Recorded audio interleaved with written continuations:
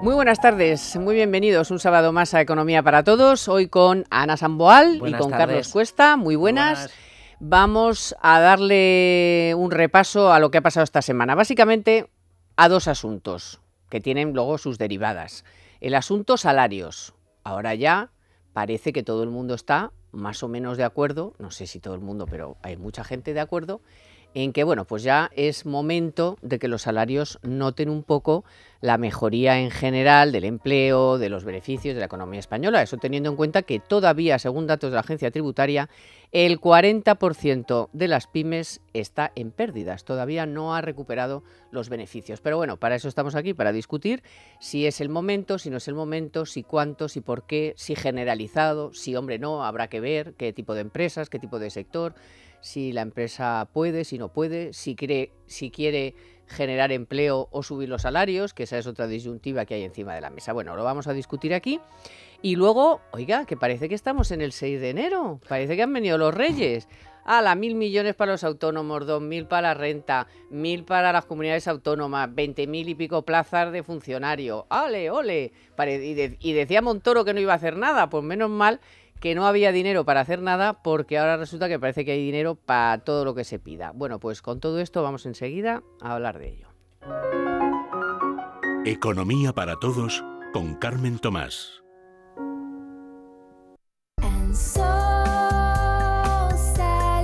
Por supuesto, como todas las semanas, con la colaboración de CESTE, vamos a conocer a una de nuestras empresas, estas a las que realmente, siempre lo digo, las hacemos poco caso y sin embargo son las que están tirando del carro de la economía española. Hoy vamos a entrevistar a Javier Vicente, que es gerente de Fabricantes de Menaje Famesa, que es una empresa que está en Zaragoza, que vamos a descubrir aquí para ustedes y van a ver las cosas que hace, a cuántos países exporta y bueno, pues todos los detalles y todos los entresijos de estas empresas, pymes, pequeñas, medianas, que son las que son el tejido empresarial de este país y a los que vamos a dedicar los próximos minutos. Bueno, chicos, ya os he presentado, así que vamos al lío. Vamos a escuchar primero a la ministra, que fue la que introdujo estos días, cuando conocimos los datos de empleo, puso encima de la mesa el debate sobre la subida de los salarios.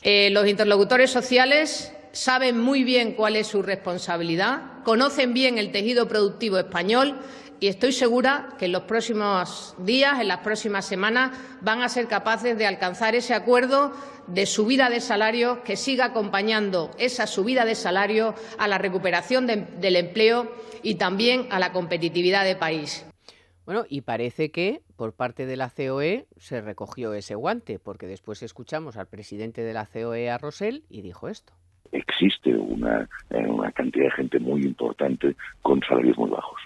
Pues quizás, digamos, de cara a los acuerdos con los sindicatos, ha llegado el momento de hacer planteamientos distintos para los salarios muy bajos y para los salarios no tan bajos, y siendo mucho más, aceptando mucho más incrementos muchísimo más importantes en los salarios bajos que en los salarios altos. Yo creo que esto es un tema que tenemos que poner encima de la mesa, ya hemos puesto encima de la mesa.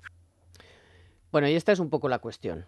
No se trata de una subida generalizada, seguramente, como piden los sindicatos, el 3% a todo el mundo, sino ya habrá que ver pues qué tipo de empresa, habrá que ver si esa empresa está en beneficios, habrá que ver si esa empresa prefiere crear puestos de trabajo o, en fin, que no es así aquí te pillo, aquí te mato, que hay que subirle el 3 y pico por ciento a todo el mundo. Vamos, digo yo, que yo encantada, pero que me parece que el tema no va por ahí, ¿no? Pero la pregunta es quién los sube, ¿no?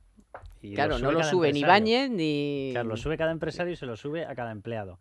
Y sin embargo las declaraciones son de una ministra y del responsable de la patronal, es decir, de ninguno que de tampoco los que tiene una buena empresa. Y dices, oye, esto me suena a eso de que invito a gambas que paga este, ¿no? Entonces, vamos a ver, claro que todos queremos que nos suban el sueldo, ¿quién va a negarse a esa historia? La cuestión está en que yo tengo una sensación aquí de que hay una especie de concepción de el empresario es malo, el empresario está intentando sistemáticamente robar a los trabajadores. Vamos a ver, si el sistema funciona y funciona cuando lo dejas funcionar, lo primero que ocurre es que si de veras hay más actividad, si de veras las empresas tienen capacidad, las empresas empiezan a desarrollar más actividad. Como desarrollan más actividad, necesitan contratar a más gente.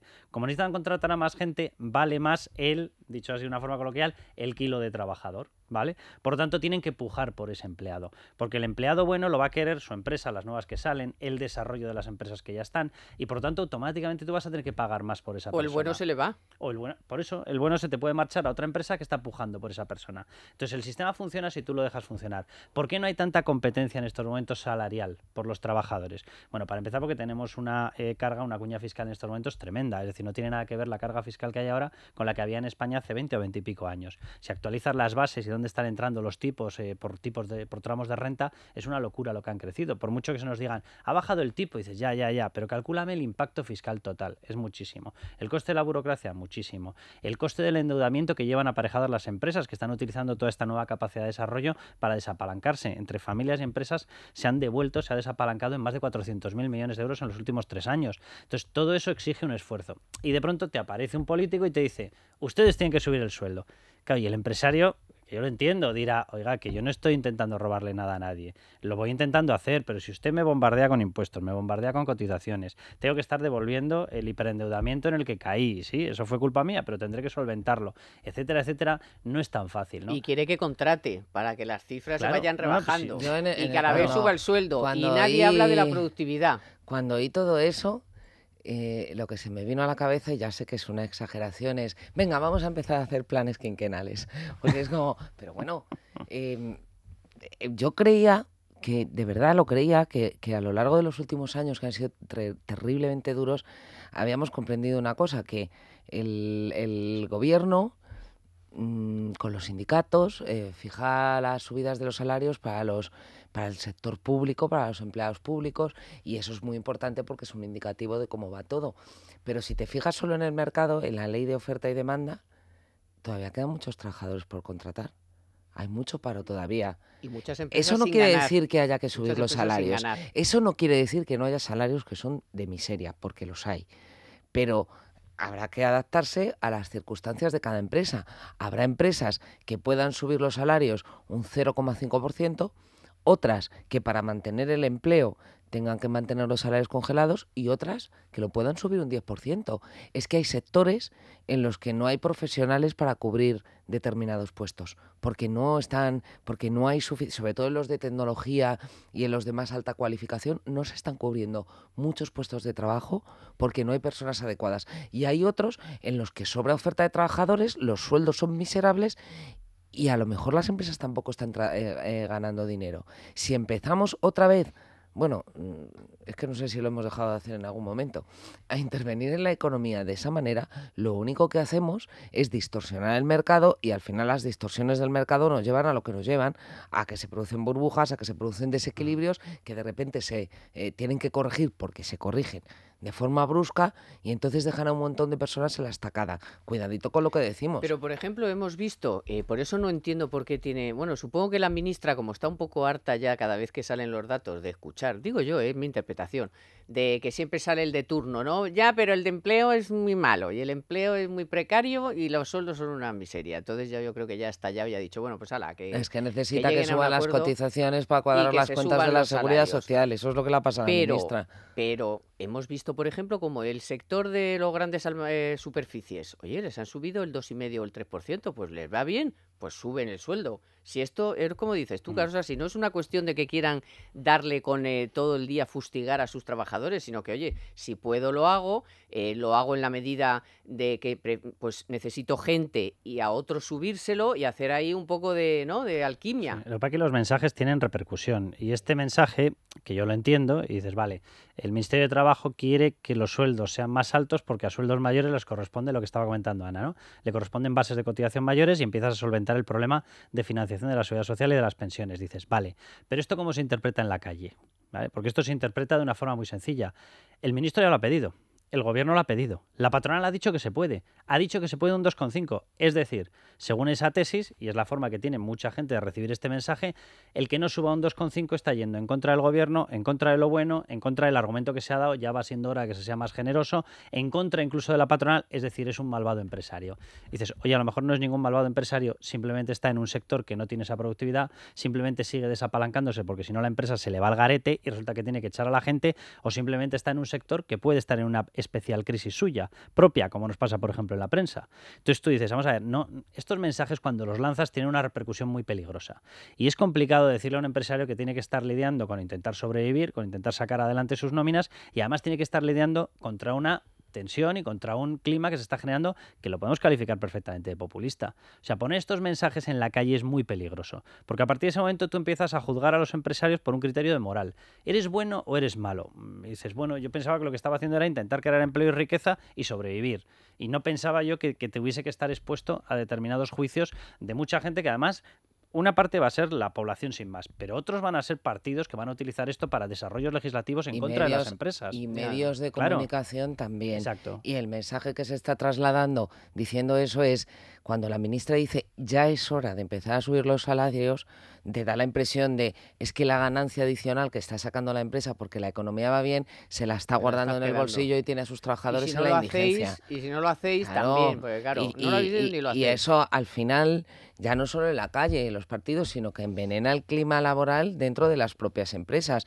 Yo creo que una de las cosas buenas que ha conseguido la reforma laboral es permitir que la negociación se haga a nivel de empresa, porque cada empresa es un mundo y sus circunstancias, y el comité de empresa, que estará respaldado por las grandes centrales sindicales, asesorado, etcétera, tiene que conocer la realidad de la empresa en la que se trabaja y decir, aquí se puede subir tanto y aquí no se puede subir, y aquí dadas las características de la empresa y el sector, se pueden ligar los salarios a beneficios y a lo mejor en otro sitio a productividad.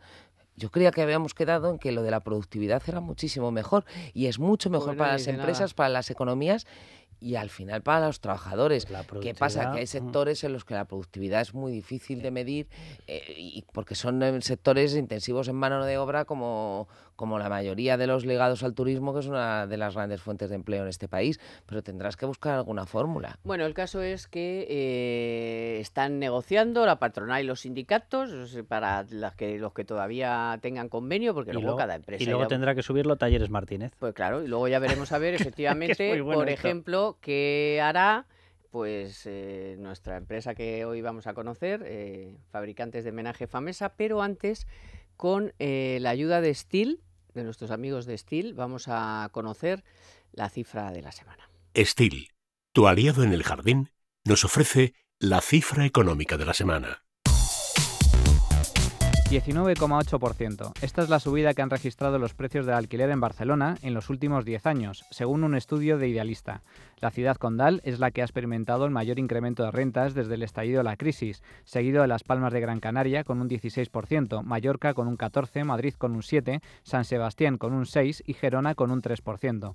Estas son las 6 capitales de provincia en donde alquilar sale hoy más caro que antes del inicio de la crisis. En el resto, sin embargo, los precios del alquiler siguen siendo más bajos que en el pico de la burbuja. A este respecto destaca el caso de Zaragoza, que ha sufrido una caída del 40%, seguida de Castellón, Cádiz, Guadalajara o Ávila, con rebajas de entre el 25 y el 30% desde 2007. Estos datos demuestran, en primer lugar, que el mercado del alquiler no es ni mucho menos homogéneo. Los precios han seguido subiendo a pesar de la crisis en apenas 6 provincias, mientras que en la inmensa mayoría los alquileres son hoy mucho más baratos. En todo caso, si lo que se pretende es frenar la escalada de precios, lo que hay que hacer es incrementar la oferta de pisos mediante nuevos permisos de construcción y mayores garantías para los propietarios.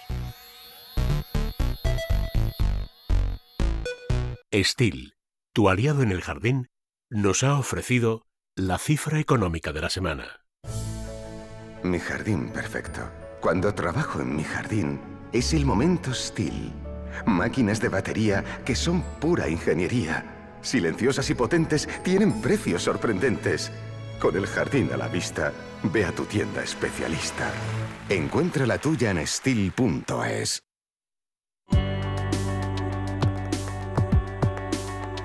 Economía para todos.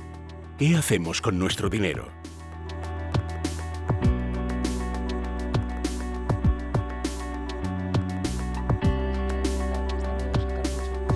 Bueno, ya estamos de vuelta, Ana. Luego lo seguimos comentando porque ya está con nosotros Javier Vicente, que es el gerente de Famesa, que es la empresa que vamos a conocer hoy, fabricantes de menaje, gracias, por supuesto, a la colaboración de CESTE.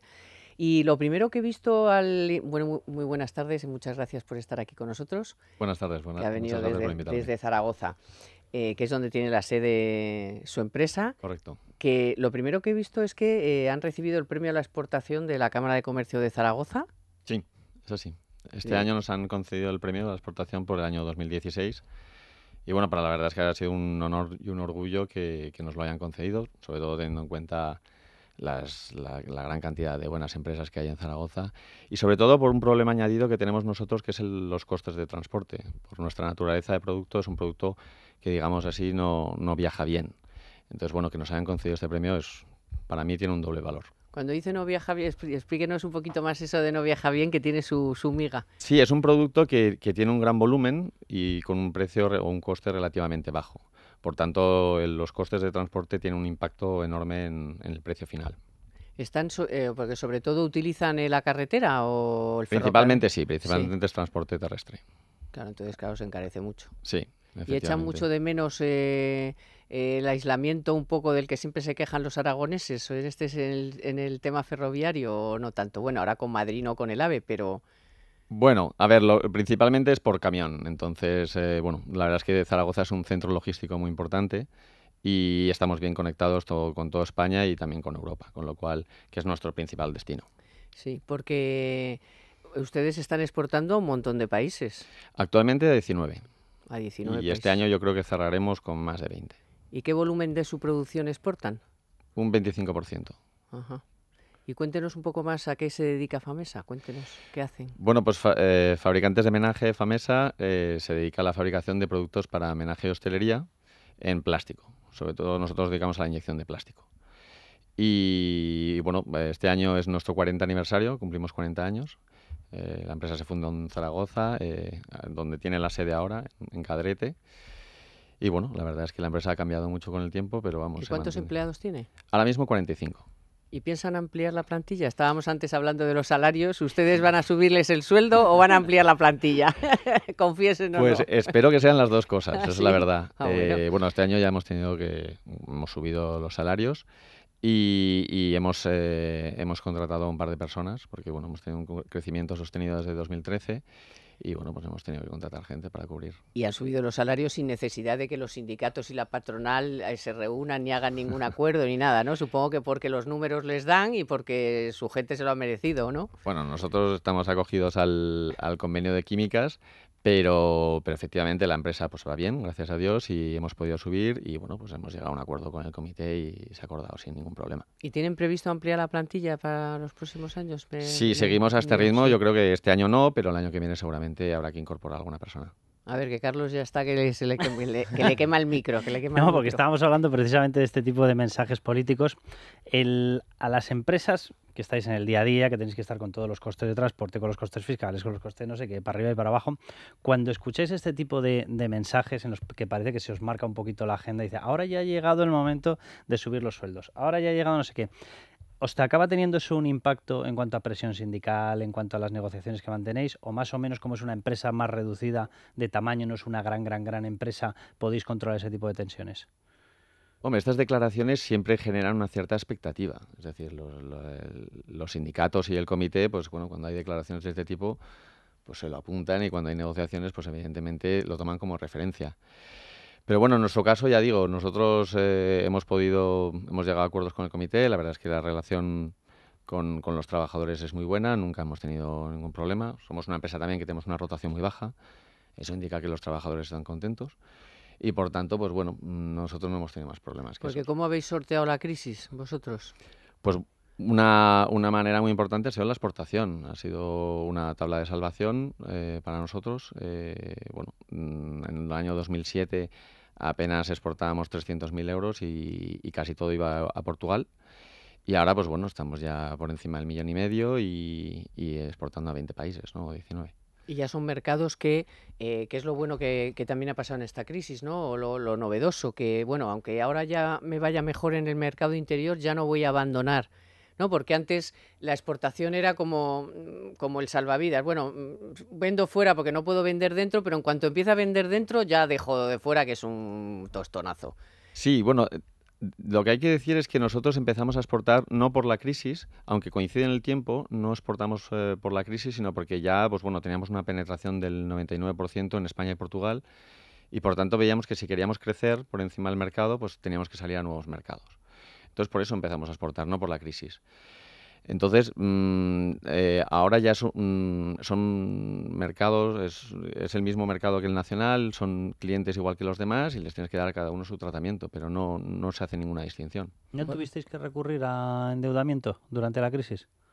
La verdad es que era una empresa que siempre ha estado muy saneada y bueno, no hemos tenido ningún problema. Tenemos relaciones con los bancos desde hace mucho tiempo, llevamos con los mismos bancos prácticamente desde el principio de la empresa y nosotros no hemos tenido problemas de financiación. Hablando de financiación, ahí es una cosa que yo creo que todavía está por desarrollar en España, igual que lo está la exportación de las pequeñas empresas, medianas, como la vuestra, el salto a los mercados financieros. ¿No se os ha pasado por la cabeza salir a la bolsa?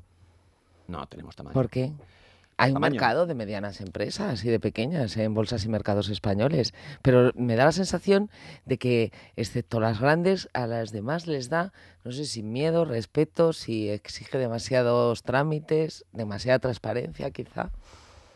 Bueno, puede ser parte de desconocimiento, puede ser que yo principalmente creo que no tenemos un tamaño suficiente como para salir a una oferta pública, ¿no? Aunque la financiación sea más barata que la bancaria. Aunque aún en ese caso. Y también por un tema de mantener más el control en la empresa. Cuando hay más accionistas, pues se diluye un poco el control, cada uno tiene sus propios intereses.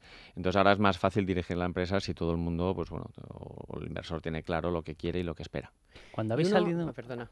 No, que uno puede pensar menaje. Bueno, esto pues habrá muchas. Habrá ¿cuántas empresas harán menaje, no? Serán fabricantes de menaje, por eso. Cuando uno va a una feria se da cuenta que nos dedicamos muchos a lo mismo. ¿Qué os distingue? Pues, ¿por qué habéis conseguido pues ser tan importantes y salir a tantos mercados? O sea, ¿qué aporta vuestra empresa en relación a las otras que habrá de todo, pero... Bueno, yo creo que nuestros productos gustan, es así. Cuando vamos a una feria, a un mercado nuevo, la verdad es que nuestros productos llaman la atención. Tenemos unas líneas, por supuesto. Cuando vamos a exportación seleccionamos los productos más diferenciados. Tenemos otros productos que son menos. Pero se diferencian por innovación, por tecnología... Sí, por innovación, por tipo de producto, o porque ofrecen algo nuevo que otros no ofrecen. Entonces, esos productos son los más diferenciados y esos sí que gustan. Además, tenemos una gama de productos muy amplia. Es decir, nosotros en inyección de plástico las inversiones para sacar un nuevo producto son muy elevadas porque hay que sacar un molde por cada producto. Entonces, tener una gama de producto amplia, pues al cliente le soluciona, con un proveedor prácticamente le soluciona toda la gama de producto que ellos pueden ofrecer. Y eso para ellos, eso lo valoran. En vuestro departamento de I+D, ¿en qué trabajáis? ¿En nuevos modelos de productos o también en distintos materiales? No, materiales poco, la verdad. Ahí somos más conservadores, pero sobre todo más tipo de producto, concepto, necesidades, etcétera. Porque ¿quiénes son vuestros clientes? ¿A qué público mayoritariamente os dirigís? Principalmente, suministros hosteleros, suministros ferreteros, suministros de limpieza. Luego también pues estamos en las grandes superficies. Por ejemplo, estamos en casi todas las grandes superficies.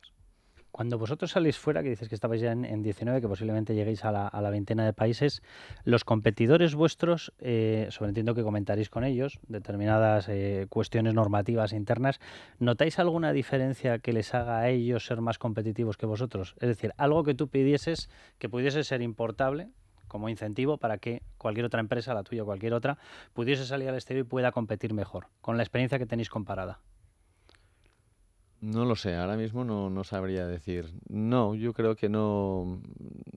No, yo creo que no hay. Que no hay grandes diferencias. Menos, a ver, nosotros también, nuestro ¿regulación mercado. Tampoco? Nosotros, sobre todo, vendemos en Unión Europea. O sea, el 95% de nuestras exportaciones es Unión Europea.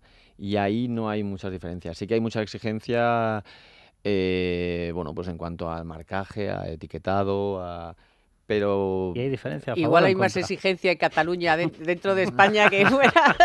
Haya puestos a preguntar. Ya sé que te meto en un lío ahí. Pero... Ha puesto sonrisa de tengo mercado allí. Así que no voy a hablar mucho. Esta no me conviene. No, pero quiero decir que en nuestro sector son diferencias salvables y nosotros lo estamos haciendo sin ningún problema. No lo digo porque el otro día salía el último indicador IMD de competitividad de las economías y llama mucho la atención, ¿no? Las enormes diferencias. España está en el puesto 34, es verdad que ha mejorado un poquito, pero claro, ves por ejemplo un modelo como el irlandés, que es un modelo muy distinto, es decir, muy centrado en I+D, muy centrado en apoyos fiscales, en captación de empresa, en eliminar barreras burocráticas y tal, que está en la posición sexta, con lo que ha sido Irlanda. O sea, el país de la gran hambruna, el país de salvar las situaciones de pobreza con la patata, se ha convertido en un gran cuidador de empresas y con una capacidad tremenda de atraer empresas en base a tener un modelo bastante distinto del nuestro y del de otros países. ¿Esas diferencias no se notan cuando se sale a competir fuera? Al final compites empresa con empresa, entonces ya no es tanto un país u otro, ¿no? Hombre, sí que ves que, por ejemplo, en otros países pues tienen ciertas ayudas que tú no tienes, ¿no? Por ejemplo, pues, bueno, en el caso de Turquía, por ejemplo, todos los gastos para exportación están subvencionados al 50%. Cuando van a una feria, todos los gastos de esa feria, incluidos viajes, hoteles, etcétera, todo eso está... O sea, no deducibles, sino directamente cargados a presupuesto público en un 50%. Sí, eso es lo que nos han contado, ¿no? Y de hecho, bueno, Turquía subvenciona un montón de ferias internacionales, ¿no? El país. ¿Echáis de menos entonces algo de la ayuda? Porque, bueno, vosotros, por ejemplo, sé que es, bueno, pues Ceste es una compañía con la que estáis un poco como paraguas, ¿no? Pero, ¿qué echaríais de menos? O sea, para que haya más esto de la marca España, que está ahora tan... Bueno, a ver, más bien por el lado de las ayudas. Instituciones hay ayudas, pero bueno, obviamente nos gustaría tener más, ¿no? Y sobre todo que las ayudas fueran más directas y más sencillas, porque yo creo que el problema de las ayudas en España es que nunca sabes si te las van a dar o no, y cuando te las dan ya casi que no las necesitas, ¿no? Cuando realmente lo que necesitas es saber si te las van a dar y puedes hacer una inversión previa, ¿no? Eso es lo que a mí me gustaría pedir. Más que nada eso, más transparencia, más claridad y saber si puedes contar con ese dinero o no para lanzarte a esa inversión. Y en el tema fiscal, ¿cómo valoráis la situación en España para las empresas en comparación con otros países con los que competís? ¿Pagan demasiados los impuestos las empresas en España?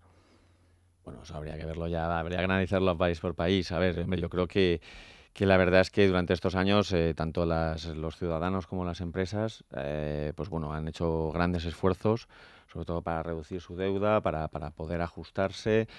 Y para pagar más Hacienda. Y efectivamente, y la presión fiscal no solo no ha disminuido, sino que ha aumentado, ¿no? Entonces, bueno, si ahora el gobierno pues puede cumplir sus objetivos de déficit y a la vez bajar impuestos, yo creo que debe hacerlo, ¿no? Muy bien. Pues muchísimas gracias por acompañarnos este rato. Ha sido un placer conocerles y mucho éxito y buen viaje a Zaragoza. Pues muchas gracias por invitarme. Nada, muchísimas encantado. Gracias. Gracias. Little darling, it's been a long, cold, lonely winter. Little darling, it feels like years and it's been here. Here comes the sun. Here comes the sun, and I say it's alright. Little darling, the smile's real. Economía para todos con Carmen Tomás. Little darling. Bueno, ¿qué pasa? ¿Que tenéis calor? Pues es que lo tenéis porque queréis, porque desde que si tuvierais un Toshiba, pues no tendríais calor. Tenéis que poner aire acondicionado en casa, tenéis que poner la bomba de Toshiba, tenéis que poner... ¿Por qué? Porque hay que disfrutar del verano con Toshiba. Toshiba, aire acondicionado. ¿Quieres un Toshiba? Ponlo ahí, ponlo. Venga, quiero un Toshiba en tu... En tu vida. En tu y vida. Si un día tienes gota fría, puedes ponerlo a que te dé calor, ¿no? La bomba de calor de Toshiba, Ana ya se lo sabe, es aire acondicionado en verano, calor en invierno y agua caliente todo el año, si es un chollo. Quiero un Toshiba y además le mandan un especialista a casa y se ajusta a sus necesidades, así que ya lo sabe. Summer is coming. Summer is coming. Summer is coming. Toshiba.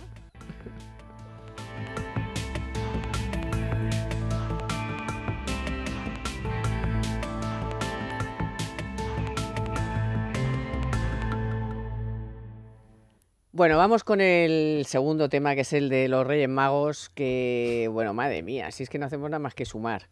Oye, la ley de autónomos, que yo creía que tampoco iba a costar tanto, 1.000 millones, 2.000 millones, el impuesto sobre la renta, que el otro día, por cierto, en el programa de Dieter comentábamos que iba a pasar. Bueno, la verdad es que ya sabemos un poquito más, ¿no? Por lo menos sabemos que... Pero poquito. Poquito. Las rentas de 14.000 euros van a... O sea, el mínimo exento se va a fijar en 14.000 y poquito más. Y poquito más. Y poquito más, pero bueno, la suma dicen que son 2.000. 2.000 más 1.000, 3.000.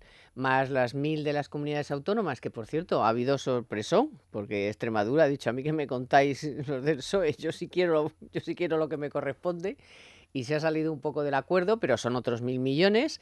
No sabemos qué va a pasar con lo de las radiales, en fin, que bueno, los 20.000 y pico Que Montoro había plazas decidido públicas. salir poniendo líneas rojas y se Pero las estas son las están derribando zanahorias. una detrás No, de pero otra. igual estas eran las zanahorias, ¿no? Las que tenía guardadas. Las zanahorias. O las que no tenía le que ir quedaba. dando pitas, o que- pitas. o las, claro, las que no le quedaba más remedio que sacar.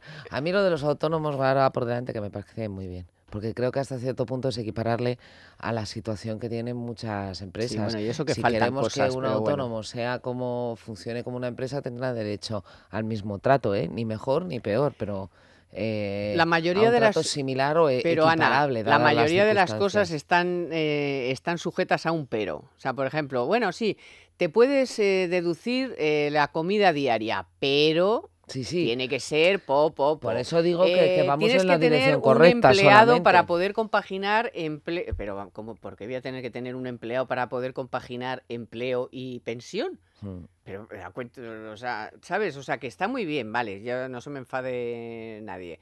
Que está bien, todo lo que sea avanzar está bien.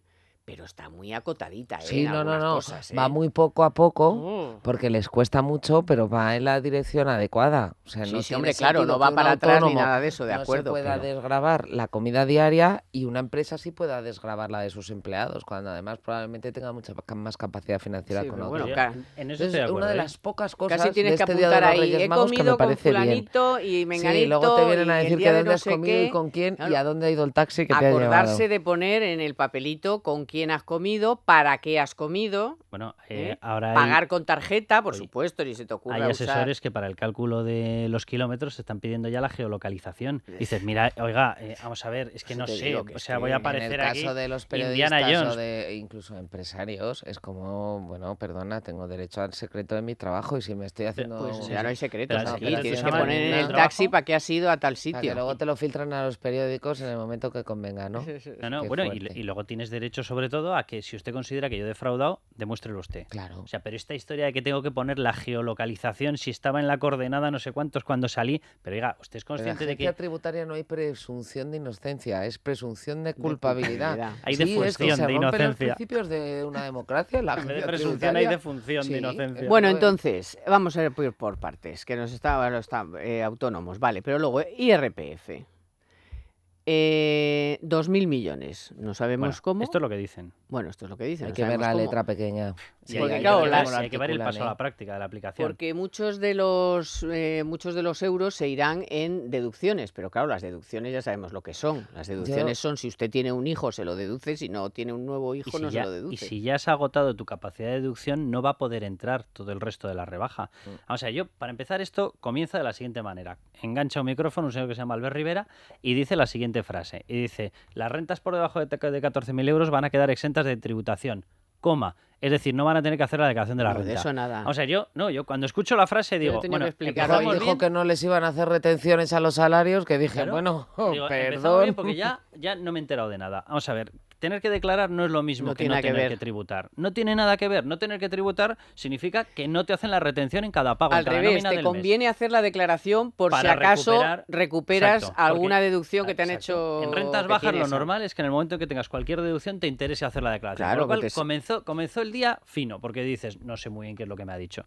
Acto seguido habla de un cálculo de 2.000 millones, cuando yo las informaciones que tenía por el día previo hablaban de 1.200, con lo cual dices, pues nada, un ligero errorcillo de nada, de que hemos multiplicado por 2 la cifra. Vamos a ver, yo tengo toda la sensación de lo que estáis comentando, y el relato de esto es, no hay un gran margen porque se está pidiendo presión de gasto por todas partes. Por cierto, el primero, Ciudadanos. Ciudadanos, hay que recordar que rascó 4.100 millones de euros en la negociación de presupuestos, que hemos criticado todos muchísimo a PNV, y con toda la razón, porque rascó 4.400, 4.500, pero oye, ahí andaron, ¿eh?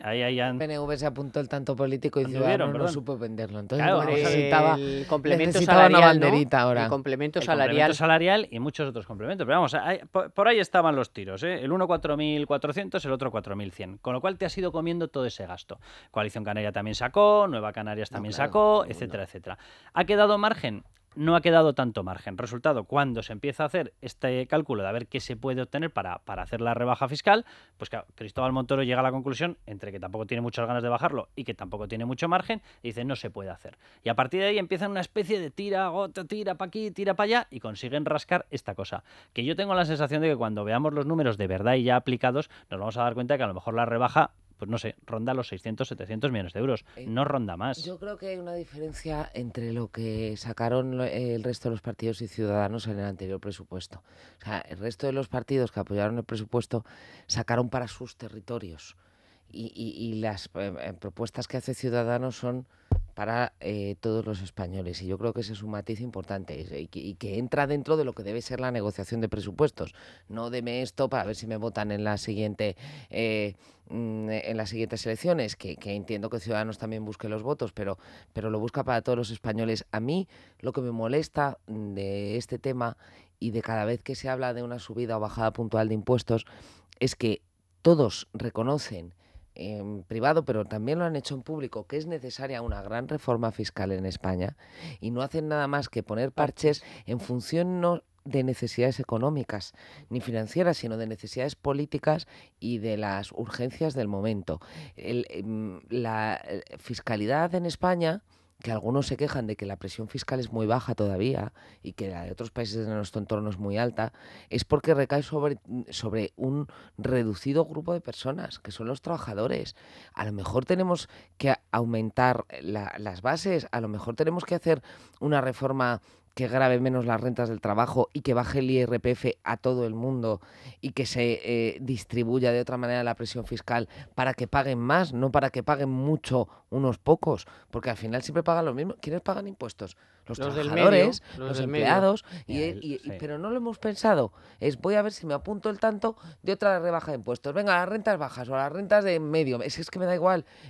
Podemos hacer un análisis de cómo está el sistema fiscal en España, cuál sería el más eficiente, cuánto dinero queremos gastarnos, cuánto tenemos que dejar de gastar y cómo lo vamos a recaudar. Es que eso no se le pasa por la cabeza a nadie. No, porque entonces te quedas sin la herramienta, te quedas sin la herramienta te quedas sin los pececitos, sin las zanahorias y sin los caramelos. Pero el sistema, lo que dice Ana es totalmente cierto, ¿eh? O sea, el sistema tributario español y el de la mayor parte de países occidentales está literalmente agotado. O sea, simplemente miramos y decimos, vale, si tú eres un alto directivo, por poner un ejemplo, y tú tienes una capacidad porque estás trabajando en una empresa internacional y puedes cobrar de otra filial y puedes cobrar de una filial incluso en una cuenta en el exterior porque tú trabajas allí, por lo tanto puedes abrir una cuenta fuera, lo que acaba ocurriendo es que parte de esas rentas vas a tener mecanismos con los cuales no a lo mejor de una forma totalmente ortodoxa, no a lo mejor de una forma totalmente legal, pero lo cierto es que vas a poder hacer que esas rentas no te computen ni tan siquiera como rentas personales. A lo mejor consigues que incluso que vayan directamente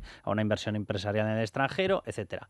Además, incluso es muy posible que puedas acabar justificando que pasas más días fuera que dentro porque tienes distintos países entre los cuales vas pivotando y por lo tanto no vas a tener un principio de tributación universal en España, con lo cual incluso te puedes librar de eso. Ahí tendríamos a la capa más potente y más elevada que se va a escapar del pago del IRPF. Y que si estuviera aquí en España 100% y no se pudiera escapar, al final los perderíamos. Sí, porque pagarían un 54% del salario y no querría trabajar aquí nadie cualificado ni de broma. Totalmente. Luego tienes la capa baja, que en estos momentos la exención de tributación estaba en 12.000, vamos a aceptar pulpo como animal de compañía y vamos a dar por bueno que por debajo de 14.000 con esta reforma quedan limpios de polvo y paja. Tienes un corte que es muy curioso, porque esto de marcar topes tan fijos significa que en el momento en el que tú pasas a cobrar por encima de los 14.000, efectivamente, el resto ya sí que tributa. Con lo cual tienes un incentivo a negrear el resto de rentas de mucho cuidado. Con lo cual esto desde el punto de vista económico no tiene ni pies ni cabeza. Tiene mucho más sentido que lo hagas progresivo, tiene mucho más sentido que lo hagas aplicable a todos, etcétera. Pero bueno, tienes esa capa por debajo de 14.000. En España, para que nos hagamos una idea, el sueldo medio, las rentas medias son 26.000, 27.000. Es decir, cuando hablamos de 14.000, cuidado porque hay una proporción proporción muy potente que está por debajo de esos 14.000. Cuando miras luego los consumos en España llegas a la conclusión de que no puede ser cierto, porque si no, no seríamos el país que somos, no tendríamos la riqueza que tenemos, no estarían los restaurantes llenos, no tendríamos los barcos que tenemos en los puertos deportivos, etcétera, etcétera. Por lo tanto, algo pasa. Y ese algo pasa se llama que se negrean muchas rentas. Sumergida. Y el mito este famoso de solamente ocultan rentas, solamente defraudan los ricos, no es verdad. Y todos conocemos el mítico con IVA o sin IVA, y todos conocemos el mítico dámelo en metálico, que es que se me ha estropeado en estos momentos el datáfono. Siempre es cada uno en la medida de sus posibilidades, hay negocios donde hace siempre, lo que puede. donde siempre tienen estropeado el datáfono. Es una cosa maravillosa. Nunca hay manera de pagar con algo que deje registro bancario. Pero bueno, y si empiezas a quitar eso, lo que estaba comentando Ana, te queda una estructura totalmente cerrada que recae sobre las clases medias, media baja, media y media de 20 alta. a 40, Vale. 50. Efectivamente. Entre 20 y Es que esos 40 son los Paganinis siempre. de todo lo que se gasta en este país. Todo, y además no tienen derecho a nada porque como superan a tal, tampoco te dan una beca, como son tampoco te dan asalariados, tienen la nómina controlada. Claro, y entonces esa es todo. Pero a nadie se le ha pasado por la cabeza, porque además, es que si fueran un poquito egoístas, ahí están las grandes bolsas de voto. Esas son las que te dan las mayorías a un partido para poder gobernar, son las que oscilan.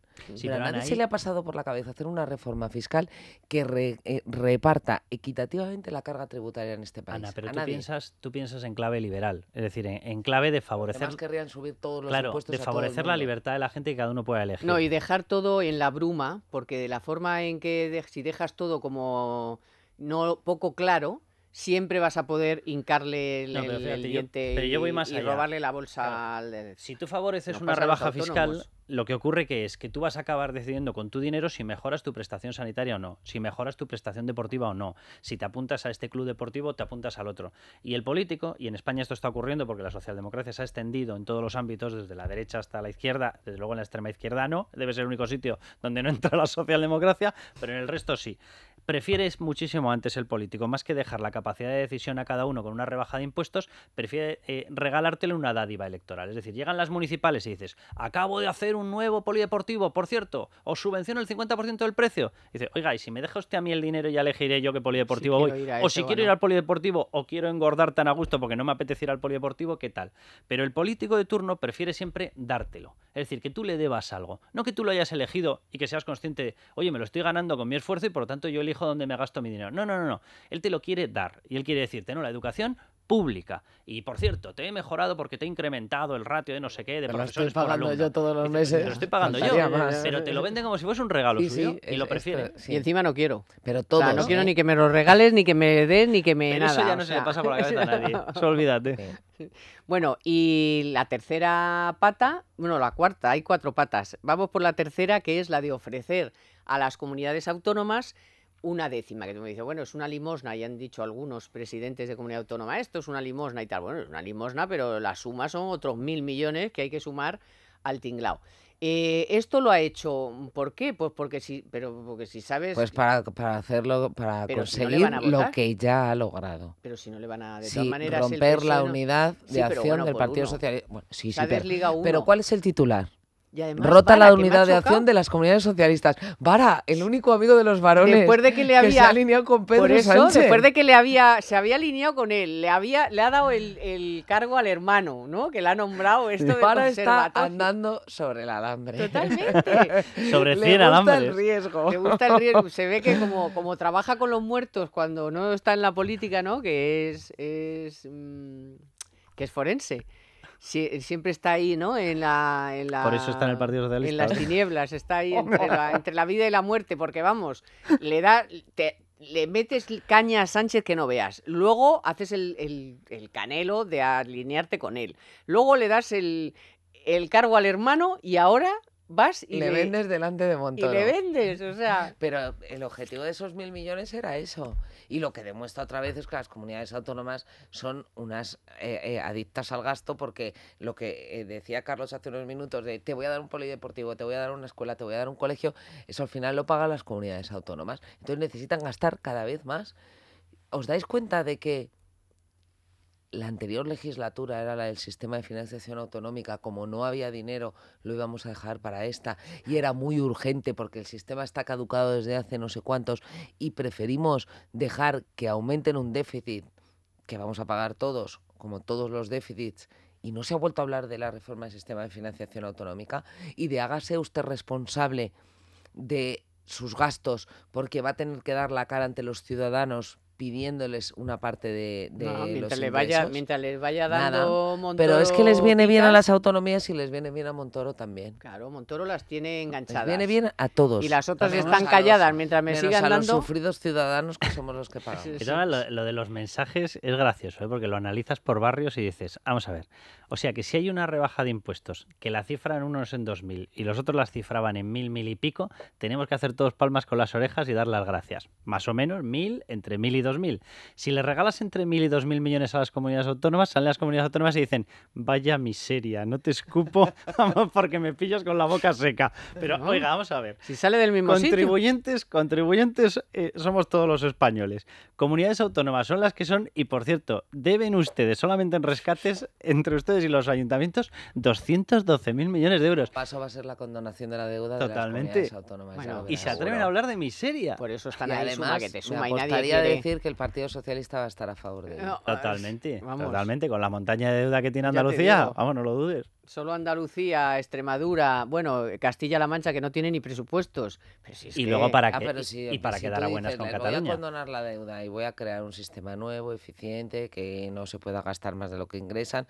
Bueno, pues mira, a lo mejor hasta vale la pena y dices borrón y cuenta nueva, pero es que dentro de 10 años va a haber que condonar deuda otra vez. Pero es que porque entonces eso no es te una quedan máquina de zanahorias. gastar. Si ya les das todas las zanahorias, no te quedan. Luego, para... Claro, no tienes... a los que no nos van a quedar zanahorias es a nosotros. Si cierras Si cierras el sistema, y es como lo otro cuando hablábamos de la Hacienda, si tú haces un sistema fiscal súper claro, súper transparente, todo el mundo sabe lo que tiene que deducir, lo que no, tal, pues entonces la has fastidiado para ellos. Y además te sobra. Entonces ya no puedes trincar a nadie Te así de sobran un improviso. montón de empleos públicos y no puedes anunciar una Claro. super mega oferta. Bueno, ahora vamos con la Porque super sin mega, burocracia ya me la dirás super mega tú. oferta de empleo que ha anunciado el gobierno. Pero antes vamos a la noticia de la semana de Telefónica. En Economía para Todos, la noticia de la semana con Telefónica. Y esta semana va de la propia Telefónica, porque Movistar ha anunciado cambios en sus tarifas convergentes de televisión, internet, voz y datos que vuelven a poner patas arriba el mercado en España. Las nuevas tarifas dejarán obsoletos los dos planes de Fusión Contigo, en los que no había televisión con descodificado. La oferta básica de la operadora parte ahora de 45 euros con fibra simétrica, ADSL en zonas sin cobertura, con fibra a más velocidad, a máxima velocidad de hecho, o 57 euros para aquellos clientes que requieran más velocidad. A esto tenemos que sumar una línea fija con llamadas a fijos nacionales, 2 líneas móviles con 2 gigas y 200 minutos y llamadas a 0 céntimos, televisión con descodificador que incluye el canal 0, los sports de Movistar, los canales de TDT y 4.500 títulos de vídeo bajo demanda.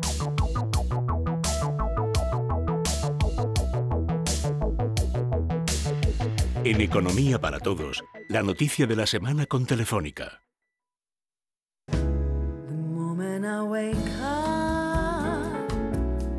Bueno, pues vamos con esa oferta récord de empleo público, que es más gasto, porque esto sí que es... Bueno, vamos a ver, también es verdad que va a haber muchísimas jubilaciones. De eso, no sé si habéis leído que lo de las cárceles es preocupante. Se van a quedar sin funcionarios. Más o menos de los 15.000 empleos públicos que prometen. Bueno, ya va por 20.000, ¿eh? Ya van por 20.000. En torno a 11.000, 12.000 son reposición, jubilaciones, etcétera. Y netos nuevos son 4.000 y pico. O sea, Es que lo de las cárceles creo que es muy preocupante, ¿no? Justa medida. Esto quien debería hacer una reflexión debería ser el gobierno en general, pero el gobierno o los gobiernos, lo digo porque esto lo que está demostrando es que el sistema de contratación del empleo público es una chapuza. ¿Por qué? Porque no es lo mismo la España del año 70 que la España del año 80, del 2000 o del 2017. No es lo mismo. Y puedes tener determinados colectivos en los cuales se te va modulando, en unos necesitas más gente y en otros menos, ¿vale? ¿Qué es lo que ocurre cuando tú haces contrataciones de empleo público como las hacemos en España, donde no puedes nunca jamás despedir a nadie a menos que aparezca con la motosierra en el trabajo? Bueno, pues el resultado es que esas plantillas van creciendo. van creciendo paso a paso. Resultado, a lo mejor resulta que hay colectivos donde necesitas más, a lo mejor hay colectivos donde necesitas menos, pero como las decisiones que tomaste en 1980 las tienes ancladas, porque tienes que ir, no, es que la tasa de reposición, es que tengo que ir renovando la tasa de... Oiga, vamos a ver, una cuestión, es que si todos los cuerpos se tuviesen que ir renovando, querría decir que la economía española de 2017 es la misma que la economía española del año 1950. Evidentemente no es así. Y, oye, además, simplemente un cálculo. Qué casualidad, en el año 78-79 el número de empleados públicos totales de los 3 niveles de administración no llegaba a 800.000. En estos momentos hemos vuelto a rebasar los 3 millones. La población que yo sepa no se ha incrementado proporcionalmente en ese volumen, ni muchísimo menos. Éramos 36-37 millones y en estos momentos somos 46 millones. Pero hay una cosa, además, durante la crisis es cierto que se perdieron...